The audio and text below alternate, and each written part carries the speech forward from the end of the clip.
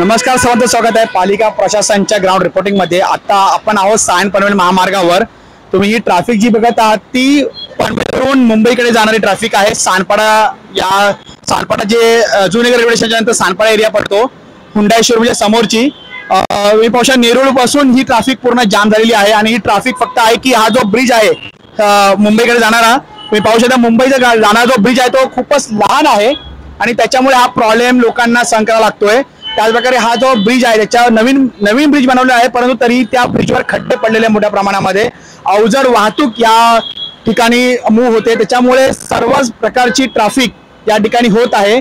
साधारणपणे 1 ते 1.5 किलोमीटरच्या रांगा या ब्रिजवर लागलेल्या आहेत। तरी राज्य शासनाला विनंती आहे की अशा प्रकारचं ट्रॅफिक मॅनेजमेंट जर असेल तुमच्या शासनाकडून आणि राज्य पोलिसांकडून, तर मला असं वाटतंय की इथे खूप मोठ्या प्रमाणावर इंधन तर जातच असेल वाया, त्याचबरोबर प्रदूषणही होत आहे।